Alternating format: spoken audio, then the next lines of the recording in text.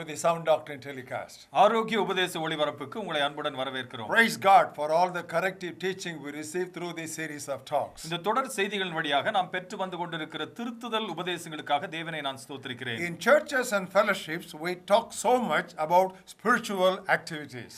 சபைகளிலும் ஐக்கியங்களிலும் நாம் அநேக ஆவிக்குரிய செயல்பாடுகளை பற்றி பேசிக்கொண்டுதான் இருக்கிறோம். But seldom there is any reference made to our jobs or our work spot. ஆனால் நம்முடைய வேலை தலங்களை பற்றியோ நம்முடைய வேலைகளை பற்றியோ நாம் அடிக்கடி பேசுகிறது கிடையாது. The result is we at times become too heavenly minded to be of any earthly use. இதனுடைய விளைவு என்னவென்று சொன்னால் பூமிக்கே பயனில்லாத அளவுக்கு பரலோக சிந்தை உள்ளவர்களாக சில சமயங்களிலே மாறிவிடுகிறோம். We all have heard about that great revivalist John Wesley. John Wesley என்கிற அந்த எழுப்புதல் பிரசங்கியாரை பற்றி நாம் எல்லாரும் கேள்விப்பட்டிருக்கிறோம். A very practical question was once put before him. ஒரு நடைமுறை கேள்வி ஒன்றை ஒரு முறை அவருடைய வாழ்க்கையிலே யாரோ ஒருவர் கேட்டாராம். That was after he preached on the second coming of Jesus Christ. இயேசு கிறிஸ்துவினுடைய இரண்டாம் வருகையை பற்றி பிரசங்கித்து முடித்த அவரிடத்தில் இந்த கேள்வி கேட்கப்பட்டது. The question was this. கேள்வி இதுதான். What would you do if Jesus were to come the next morning? அடுத்த நாள் காலையிலே ஆண்டவராகிய இயேசு திரும்ப வருவாரேயானால் நீங்கள் என்ன செய்வீர்கள் என்று கேட்டார். And you know what was John Wesley's instant and immediate answer? உடனடியாக அந்த கேள்விக்கு ஜான் வெஸ்லி எப்படியாக பதில் அளித்தார் தெரியுமா? I will finish mowing my lawn. என்னுடைய வீட்டின் புல்வெளியை நான் செதுக்கி முடிப்பேன். Now that's the subject that we are dealing with at the moment. தற்போது நாம் பார்த்து வந்து கொண்டிருக்கிற பாடமும் இதுதான். Last 2 weeks we have been studying the subject of work. வேலை என்கிற பாடத்தை நாம் பார்த்து வந்து கொண்டிருக்கிறோம். 2 வாரங்களாக அதை கவனித்திருக்கிறோம். And the topic that is before us is how not to work. நமக்கு முன்பாக இருக்கிற தலைப்பு எப்படி வேலை செய்யக்கூடாது. So far we have done 2 lessons. இதுவரையிலும் 2 பாடங்களை நாம் பார்த்திருக்கிறோம். Number 1, முதலாவது, do not over differentiate between the sacred and the secular. உலக பிரகாரமான வேலை ஆன்மீக வேலை என்கிறதிலே அளவுக்கு அதிகமாக வித்தியாசப்படுத்த கூடாது. Last week we studied lesson number 2. சென்ற வாரத்திலே 2வது பாடத்தை நாம் பார்த்தோம். Do not be satisfied with average performance. சராசரியாய் செயல்படுவதிலே திருப்தி அடைய கூடாது. Today we will move on to lesson number 3. இன்றைக்கு நாம் 3வது பாடத்துக்கு கடந்து வருவோம். How not to work. எப்படி வேலை செய்ய கூடாது. Do not downplay the importance of planning. திட்டமிடுதலின் முக்கியத்துவத்தை குறைவாய் எண்ணிவிடக் கூடாது. Once again, மீண்டுமாய் சொல்கிறேன். how not to work. எப்படி வேலை செய்ய கூடாது. Do not downplay the importance of planning. திட்டமிடுதலின் முக்கியத்துவத்தை நாம் குறைவாய் மதிப்பிடக் கூடாது. We will begin by turning to a text which we have very often referred to. அடிக்கடியாய் நாம் பார்த்திருக்கிற ஒரு வசன பகுதியை மீண்டுமாக உங்கள் கவனத்திற்கு கொண்டு வர விரும்புகிறேன். Turn with us to the book of Ecclesiastes and 10th chapter. பிரசங்கியின் புத்தகம் 10வது அத்தியாயத்துக்கு என்னோடு கூட வாருங்கள். We look at the 10th verse. 10வது வசனத்தை நாம் பார்ப்போம். If the axe is dull and one does not sharpen the edge, then he must use more strength, but wisdom brings success. இருப்பு ஆயுதம் மழுங்கலாயிருக்க அதை ஒருவன் தீட்டாமல் போனால் அதிக பலத்தை பிரயோகம் பண்ண வேண்டியதாகும். ஆகையால் ஒரு காரியத்தை செவ்வையாய் செய்வதற்கு ஞானமே பிரதானம். Now what is the wisdom that the author of Proverbs is referring to here in this passage? இந்த வசன பகுதியிலே இந்த பிரசங்கியை எழுதினவர் சொல்லுகிற காரியம் என்ன? He says you must do lot of planning and preparation. அதிகமான திட்டமிடுகிறதையும் ஆயத்தமாகிறதையும் நீங்கள் செய்ய வேண்டும் என்கிறதை வலியுறுத்துகிறார். That's what he says, but wisdom brings success. அதைதான் இங்கே சொல்லுகிறார். ஞானமே நமக்கு வெற்றியை தருகிறது. In other words, we need to think a lot before and while doing anything. மறு வார்த்தைகளில் சொல்ல வேண்டும் என்று சொன்னால் ஒரு காரியத்தை செய்வதற்கு முன்னதாகவும் செய்கிற பொழுதும் அதிகமாய் நாம் சிந்தித்து செயல்பட வேண்டியது அவசியமாய் இருக்கிறது. Of course, the intelligence level varies from individual to individual. ஒரு தனி மனிதனுக்கு மற்றொரு தனி மனிதனை ஒப்பிட்டு பார்க்கும் பொழுது அவளுக்கு இருக்கக்கூடிய அறிவுத்திறன் வேறுபட்டு தான் காணப்படுகிறது. But thinking before doing anything actually gives us two benefits. ஆனால் ஒரு காரியத்தை செய்வதற்கு முன்பாக சிந்திப்பது ரெண்டு பலன்களை நமக்கு ஏற்படுத்துகிறது. Number one, it helps us to do that particular work better.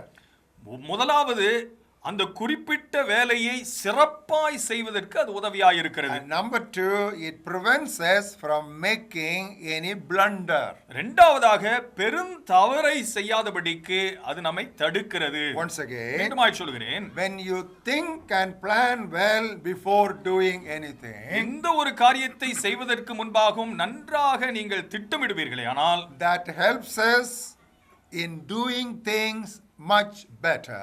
சிறப்பாய் அந்த காரியத்தை செய்வதற்கு உதவியாய் இருக்கிறது. And it also prevents us from committing any blunder. பெரும் தவறுகளிலே ஈடுபடாத அளவுக்கு நம்மை தடுக்கவும் செய்கிறது. In other words, time spent in planning will be saved while working. மறு வார்த்தைகளை சொல்ல வேண்டும் என்று சொன்னால், நாம் திட்டமிடுகிற பொழுது செலவிடுகிற நேரமானது செயல்படும் பொழுது நமக்கு லாபமாகி விடுகிறது. Turn with us for an illustration in Luke's Gospel, 14th chapter, where Jesus himself has given some examples. லூக்கா சுவிசேஷம் 14வது அத்தியாயத்திலே ஆண்டவராகிய இயேசுவே சில உதாரணத்தை கொடுத்திருக்கிறதை கவனிக்க எங்களோடு கூட வாருங்கள். We'll read from verse 28. 28வது வசனத்திலிருந்து நாங்கள் வாசிக்கிறோம். Which of you intending to build a tower does not sit down first and count the cost, whether he has got enough to finish it, lest after he has laid the foundation, he is not able to finish it, all who see it begin to mock him. உங்களில் ஒருவன் ஒரு கோபுரத்தை கட்ட மனதாயிருந்து அஸ்திபாரம் போட்ட பின்பு முடிக்க திராணி இல்லாமற் போனால் பார்க்கிறவர்கள் எல்லாரும் இந்த மனுஷன் கட்டத் தொடங்கி முடிக்க திராணி இல்லாமல் போனான் என்று சொல்லி தன்னை பரியாசம் பண்ணாதபடிக்கு அதை கட்டி தீர்க்கிறதற்கு தனக்கு நிர்வாகம் உண்டோ இல்லையோ என்று முன்பு அவன் உட்கார்ந்து செல்லும் செலவை கணக்கு பாராமல் இருப்பானோ. Now what we want to emphasize here is he must sit down first. இந்த இடத்துல நாங்கள் வலியுறுத்த விரும்புகிற காரியம், முதலாவது அவன் உட்கார வேண்டும். In other words, he has to take sufficient time in planning the budget. முதலாவது அவன் கணக்கு போடுவதற்கு போதுமான நேரத்தை எடுத்துக்கொள்ள வேண்டும். And Jesus gave another example. மற்றும் ஒரு உதாரணத்தையும் ஆண்டவராகிய இயேசு சொல்லுகிறார். Or what king going to make war against another king does not sit down first and consider whether he is able with 10,000 to meet him who comes against him with 20,000. அன்றியும் ஒரு ராஜா மற்றொரு ராஜாவோடே யுத்தம் செய்ய போகிற போது தன்மேல் 20,000 சேவகரோடே வருகிற அவனை தான் 10,000 சேவகரை கொண்டு எதிர்கொள்ள கூடுமா கூடாதோ என்று முன்பு உட்கார்ந்து ஆலோசனை பண்ணாமல் இருப்பானோ. You see, Jesus gave two examples, one about building and the other about battling. இரண்டு உதாரணங்களை ஆண்டவராகிய இயேசு கொடுக்கிறார். ஒன்று கட்டிடம் கட்டுவதை பற்றி ஒரு உதாரணம், மற்றொன்று யுத்தத்திலே ஈடுபடுவதை பற்றிய ஒரு உதாரணம். In other words, whatever may be the type of work, the lesson that Jesus wants to present to all of us here is sit down first and plan and prepare well. என்ன விதமான பணியாக வேலையாக இருந்தாலும் சரி, ஆண்டவராகிய இயேசு நமக்கு சொல்லிக் கொடுக்கிற காரியமானது முதலாவது அந்த வேலையில் ஈடுபடுகிறதுக்கு முன்பாக உட்கார்ந்து திட்டமிடுவது அவசியம். This is what is explained or indicated as practical wisdom all through the book of Proverbs and also the book of Ecclesiastes. இதைதான் நடைமுறை ஞானம் என்று சொல்லி நீதிமொழிகள் புத்தகம் முழுவதிலும் பிரசங்கியின் புத்தகத்திலும் கூட நமக்கு அநேகமாய் சொல்லப்பட்டிருக்கிற காரியம். Turn with us to book of Proverbs 4th chapter to look at the sample words. நீதிமொழிகள் புத்தகம் 4வது அத்தியாயத்திலே ஒரு உதாரணத்திற்கான ஒரு வசனத்தை எடுத்துரைக்கிறோம். We'll read to you the 7th words. 7வது வசனத்தை உங்களுக்கு வாசித்து காண்பிக்கிறோம். Wisdom is the principal thing, therefore get wisdom, and in all you are getting, get understanding. ஞானமே முக்கியம், ஞானத்தை சம்பாதி, எண்ணத்தை சம்பாதித்தாலும் புத்தியை சம்பாதித்துக்கொள். So many things we may get, so many things we may gather, But you know what should be the crowning thing of all of them? It must be wisdom. Because here we read that wisdom is the principal thing. With all you are getting, get understanding. நாம் அநேக காரியங்களை பெற்றுக்கொள்கிறோம். ஆனால் பெற்றுக்கொள்கிற இவைகள் எல்லாவற்றுக்கும் மேலாக கிரீடமாய் இருக்க வேண்டிய காரியம் என்ன தெரியுமா? ஞானமே. ஏனென்றால் வேதம் தெளிவாக சொல்கிறது, எல்லாவற்றையும் பெற்றுக்கொள்வதன் மேலாக நீங்கள் ஞானத்தை பெற்றுக்கொள்ள வேண்டும். Now we are going to explain to you how you can actually get this kind of wisdom. இந்த விதமான ஞானத்தை நீங்கள் எப்படி பெற்றுக்கொள்ள முடியும் என்கிறதை உங்களுக்கு நாங்கள் விளக்கி காண்பிக்க போகிறோம். We want to present to you 3 simple steps for all of us to follow at any time. எந்த நேரத்திலும் நாம் எல்லாரும் கடைபிடிக்கக்கூடிய 3 வழிமுறைகளை உங்களுக்கு சொல்லிக் கொடுக்க போகிறோம். We get wisdom first of all by asking God by prayer. முதலாவது ஞானத்தை நாம் பெற்றுக்கொள்ளக்கூடியதற்கான வழி தேவனிடத்திலே கேட்பதன் மூலமாக ஜெபித்து அவரிடத்திலிருந்து பெற்றுக்கொள்வது. Now we all know that beautiful story of King Solomon. Solomon ராஜாவை பற்றிய அந்த அருமையான சம்பவம் நம்ம எல்லாருக்கும் தெரியும். When you find time you go through the 3rd chapter of 1 Kings. ஒன்று ராஜாக்களின் புத்தகத்தினுடைய 3வது அத்தியாயத்திலே காணப்படுகிற அந்த சம்பவத்தை நேரம் கிடைக்கும் பொழுது நீங்கள் பாருங்கள். In a night God appeared to Solomon in a dream. ஒரு ராத்திரியிலே சாலமோனிடத்திலே கனவிலே தேவன் தோன்றுகிறார். And you know what he asked him? Look at the 5th verse. 5வது வசனத்தை பாருங்கள். God said, "Ask, what shall I give you?" நீ விரும்புகிறதை என்னிடத்தில் கேள் என்று தேவன் சொன்னார். And this man immediately, even in a dream, you know what he asked? Oh God, give me wisdom. இந்த மனிதன் தன்னுடைய கனவிலும் கூட என்னத்தை கேட்கிறான் தெரியுமா? ஆண்டவரே எனக்கு ஞானத்தை தாரும். He did not ask for wealth. அவன் ஆஸ்திகளை கேட்கவில்லை. He did not ask for victory in warfare. அவனுடைய யுத்தங்களிலே வெற்றி சிறக்க வேண்டும் என்று கேட்கவில்லை. All those things are important for a king. ஒரு ராஜாவுக்கு அவைகள் எல்லாம் முக்கியத்துவம் வாய்ந்தவைகள் தான். But in a dream, in the split of a second, when God asked him what he wanted, he instantly said, I want wisdom, O God. ஆனால் ஒரு கனவிலும் கூட ஒரு ஷணப்பொழுதிலே அந்த கேட்கப்பட்ட கேள்விக்கு உடனடியாக அவன் கேட்ட ஒரு விண்ணப்பமானது எனக்கு ஞானத்தை தாரும். And what do we read in the 10th verse? 10வது வசனத்தில் என்ன வாசிக்கிறோம்? The speech or this request pleased the Lord that Solomon had asked this thing. Solomon இந்த காரியத்தை கேட்டது ஆண்டவருடைய பார்வைக்கு உகந்த விண்ணப்பமாய் இருந்தது. You know, God loves anyone who asks for wisdom and discretion. He is always ready to just pour it upon them. ஞானத்தை ஆண்டவரிடத்திலே கேட்கிறவர்களுக்கு அதை உடனடியாக அவர்களுக்கு ஊற்றி தருவதற்கு ஆண்டவர் பிரியமுள்ளவராய் இருக்கிறார். Especially when we put our hands on any type of work, God is ready to grant us spot wisdom for that particular performance. எந்த ஒரு வேலையிலே நாம் ஈடுபடுவதற்கு ஆயத்தமாகும் பொழுதும் அந்த காரியத்திலே ஆண்டவரிடத்திலே கேட்கும் பொழுது அதற்கு வேண்டிய ஞானத்தை கொடுக்க ஆண்டவர் மிகவும் ஆயத்தமாக பிரியமாய் காணப்படுகிறார். That assurance is given to us in book of Proverbs 16th chapter and 3rd verse. நீதிமொழிகளின் புத்தகம் 16வது அத்தியாயம் 3வது வசனத்திலே இதற்கான ஒரு உத்தரவாதம் நமக்கு கொடுக்கப்பட்டிருக்கிறது. Commit your works to the Lord. That is your activities, your work, whichever you want to do. Commit your works to the Lord and your thoughts will be established. உன் செய்கைகளை கர்த்தருக்கு ஒப்புவி, அப்பொழுது உன் யோசனைகள் உறுதிப்படும். In other words, even while we are working, suddenly we get into some difficulty, we should instantly look up to God for his impartation of wisdom.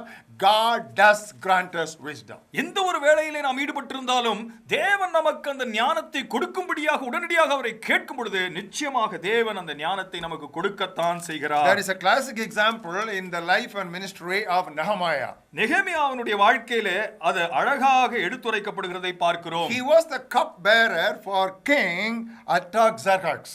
அர்த்தசஷ்டா ராஜாவுக்கு அவன் பானபாத்திரக்காரனாய் காணப்படுகிறான். In other words, he was a personal assistant, so there was a very responsible position. அவன் நேர்முக உதவியாளராக காணப்படுகிறான். And he one day was very sad when he was stretching forth the cup to the king. ஒரு சமயம் அவன் அந்த பானபாத்திரத்தை ராஜாவுக்கு முன்பாக காண்பிக்கிற நேரத்திலே அவன் துக்கமுகமாய் காணப்படுகிறான். And immediately the king lovingly inquired what was wrong with him. அன்போடு கூட ராஜா அவனிடத்திலே உனக்கு என்ன பிரச்சனை என்று வினவுகிறார். And he told him that it is concerning the city of his fathers, which is broken down and burnt down. பிதாக்களுடைய பட்டணமானது இடிந்து கிடக்கிறது என்கிற நிலைமையை எடுத்துரைக்கிறான். And immediately, you know what the king said in verse 4 of Nehemiah 2nd chapter? நெகேமியா 2வது அத்தியாயத்தினுடைய 4வது வசனத்திலே ராஜா சொன்ன காரியம் என்ன தெரியுமா? Then the king said to me, what do you request? இப்பொழுது ராஜா என்னை பார்த்து நீ கேட்கிற காரியம் என்ன என்றார். In other words, he is standing before the king in the court. மறு வார்த்தைகளிலே அந்த ராஜாவுடைய பிரகாரத்திலே ராஜாவுக்கு முன்பாக அவன் நின்று கொண்டிருக்கிறான். And the king asked him, Nehemiah, what do you want? ராஜா அவனை பார்த்து கேட்கிறார், நெகேமியா உனக்கு என்ன வேண்டும்? Before he answered the king, he said, did something. அவன் ராஜாவுக்கு பதில் அளிக்கிறதற்கு முன்னதாக ஒரு காரியத்தை செய்கிறான். Look at that fourth verse. 4வது வசனத்தை பாருங்கள். So I prayed to the God of heaven. அப்பொழுது நான் பரலோகத்தின் தேவனை நோக்கி ஜெபம் பண்ணி. And in the 5th verse only he started speaking to the king. 5வது வசனத்தில் தான் ராஜாவினிடத்திலே அவன் பேசத் துவங்குகிறான். In other words, he offered an instant telegraphic prayer unto God, and God also was pleased to give him an instant guidance as to what he should ask the king for. மறு வார்த்தைகளில் சொல்ல வேண்டும் என்று சொன்னார், ஒரு தந்தி போல் ஒரு ஜெபத்தை உடனடியாக அந்த இடத்திலே ஏறெடுக்கிறான்.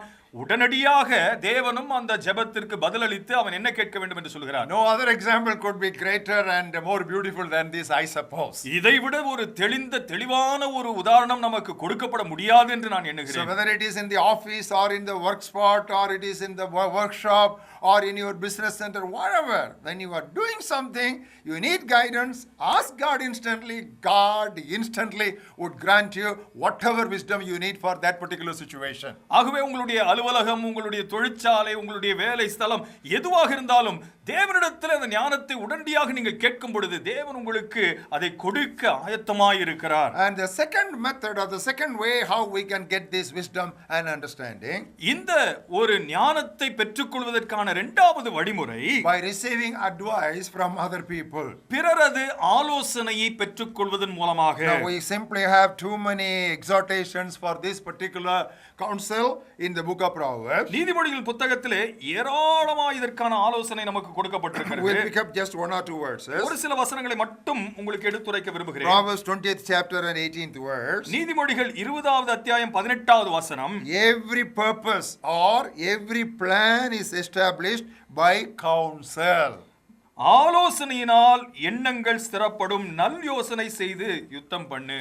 In other words, here what we read about purpose is actually planning. இங்கே நோக்கம் என்று சொல்லும் பொழுது அது திட்டமிடுகிறதை பற்றி சொல்லப்பட்டிருக்கிறது. Come with us to the 24th chapter. 24வது அத்தியாயத்துக்கு என்னோடு கூட வாருங்கள். And look at the 6th verse. 6வது வசனத்தை பாருங்கள். By wise counsel you will wage your own war, and in a multitude of counselors there is safety, there is victory. நல் யோசனை செய்து யுத்தம் பண்ணு, ஆலோசனைக்காரர் அநேகரால் ஜெயம் கிடைக்கும். Beloved, we must always realize one thing. பிரியமானவர்களே, ஒன்றை நாம் எப்பொழுதுமே புரிந்து கொள்ள வேண்டும். No one knows everything. யாருக்குமே எல்லாமே தெரியும் என்று கிடையாது. Everybody has got his or her own ignorance. எல்லாருக்குமே அவரவருடைய அறியாமையின் பகுதிகள் உண்டு. So we must never hesitate to seek the advice of other people, especially if the work is great or the magnitude of the situation is very intense and it is quite serious. முக்கியமான ஒரு வேலையாக இருந்தாலும் சரி, ஒருவேளை பெரிதான ஒரு வேலையாக இருந்தாலும் சரி, நாம் மற்றவர்களுடைய ஆலோசனை பெற்றுக்கொள்வதற்கு தயங்கவே கூடாது. Now sometimes, because we want to do something in a hurry or with a sense of urgency, we think no planning is necessary, we'll just dash into it. சில சமயங்களில் பாருங்கள், தீவிரமாய் ஒரு காரியத்தில் ஈடுபட வேண்டும், அவசரமாய் நான் செய்து முடிக்க வேண்டும் என்கிறதற்காக யாருடைய ஆலோசனையும் இல்லாமல் அதிலே நாம் பாய்ந்து விடுவது உண்டு. And usually we'll end up messing up the whole situation. அதிலே அநேக சமயங்களிலே அந்த காரியங்கள் எல்லாம் நாசமடையும் அளவிற்கு நாம் தீவிரப்படுகிறோம். We are warned against it in book of Proverbs 21st chapter and 5th verse. நீதிமொழிகள் புத்தகம் 21வது அத்தியாயம் 5வது வசனத்திலே இதற்கான ஒரு எச்சரிக்கை நமக்கு கொடுக்கப்பட்டிருக்கிறது. The plans of the diligent lead surely to plenty, but those of everyone who is hasty, he will surely be led to poverty. ஜாக்கிரதையுள்ளவனுடைய நினைவுகள் செல்வத்திற்கும் பதறுகிறவனுடைய நினைவுகள் தரித்திரத்திற்கும் ஏதுவாகும். Especially those of you youngsters who are listening to this telecast, watching this telecast, please take this advice. இந்த நிகழ்ச்சியை பார்த்து கொண்டிருக்கிற வாலிபர்களே, தயவு செய்து நீங்கள் இந்த ஒரு ஆலோசனை எடுத்துக்கொள்ளுங்கள். Definitely, elders know much better than you. உண்மையாகவே பெரியவர்களுக்கு முதிர்ந்தவர்களுக்கு உங்களை காட்டிலும் அதிகமான ஞானம் உண்டு. Several of you are at the beginning of your career, beginning of your life. உங்களில் அநேகர் உங்களுடைய வேலையிலே உங்களுடைய அனுபவத்திலே துவக்கத்தில் நின்று கொண்டிருக்கிறீர்கள். Here is a practical piece of advice we want every young person to take note of. ஒவ்வொரு வாலிபரும் இந்த ஒரு நடைமுறை ஆலோசனை எடுத்துக்கொள்ள வேண்டும் என்று விரும்புகிறேன். Turn with us to book of Job, 8th chapter.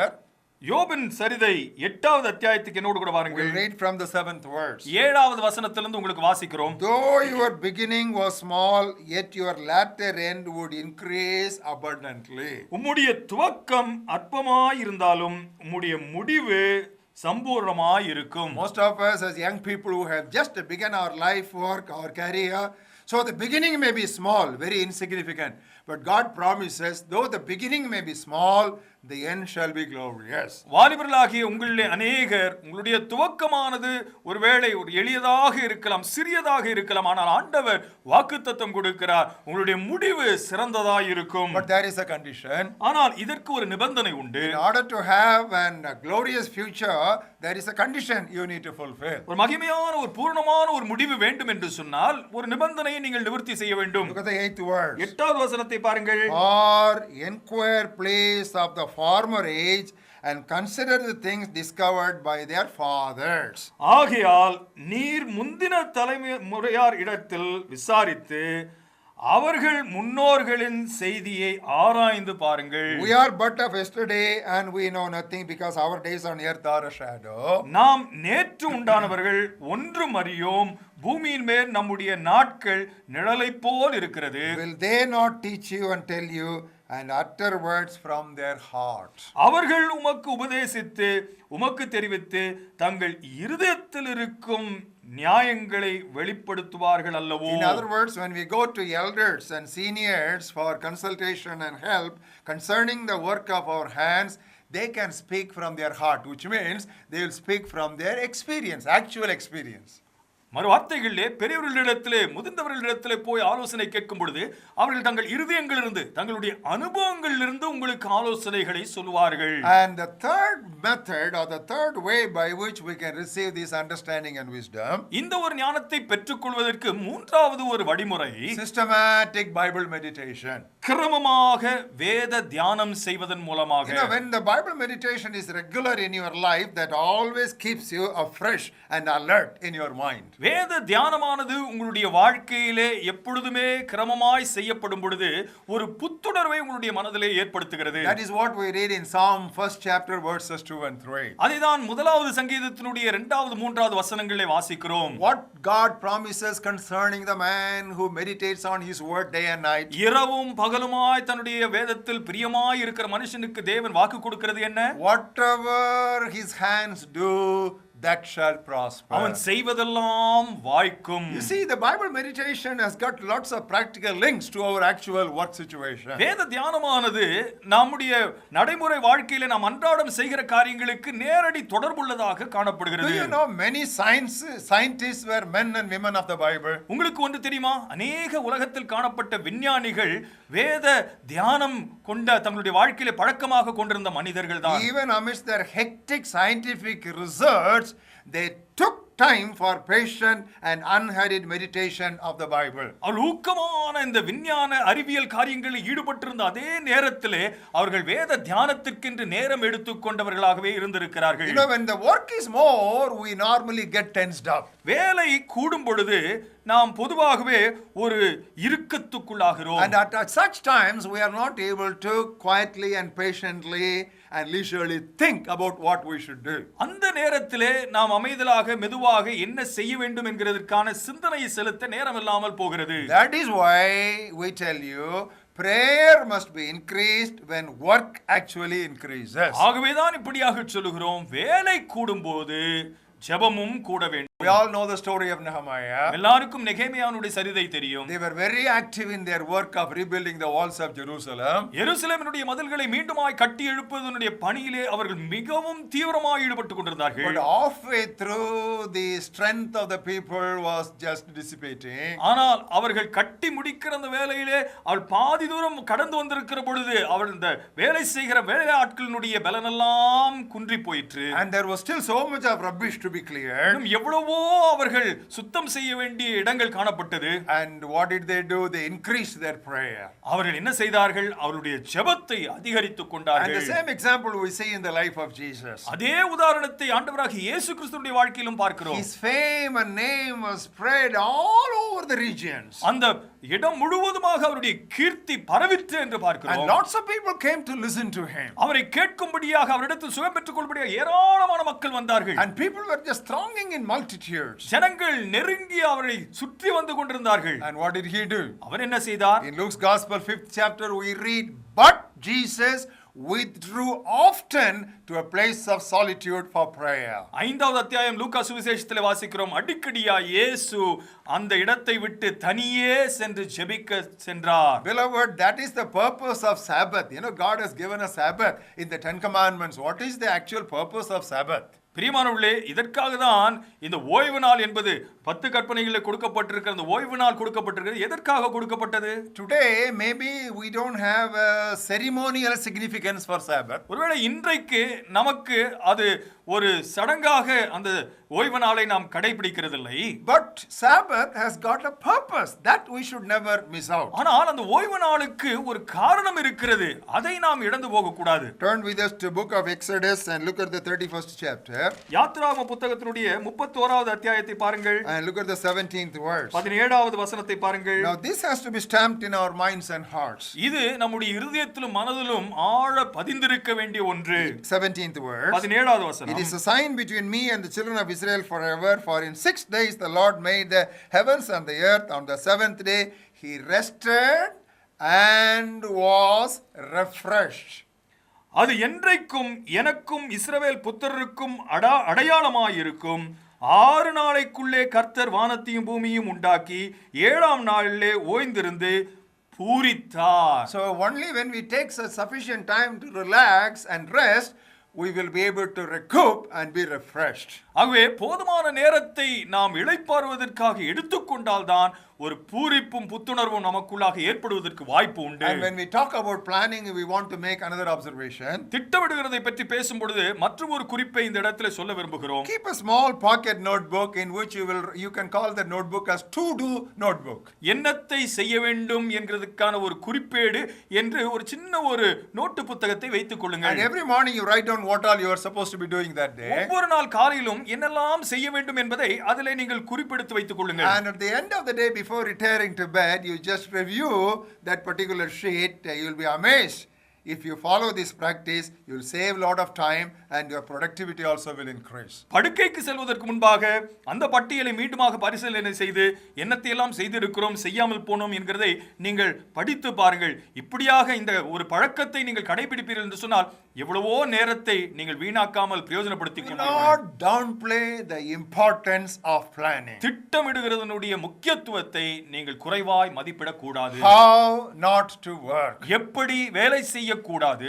Do not despise or downplay the importance of planning. திட்டமிடுதலின் முக்கியத்துவத்தை குறைவாய் மதிப்பிடக் கூடாது. May the Lord make this lesson very practical and useful in your work situation. உங்களுடைய வேலை ஸ்தலத்திலே அந்த சூழ்நிலையிலே கர்த்தர் இதை உங்களுக்கு பிரயோஜனம் உள்ளதாக மாற்றி தருவாராக. God bless you. கர்த்தர் உங்களை ஆசீர்வதிப்பாராக.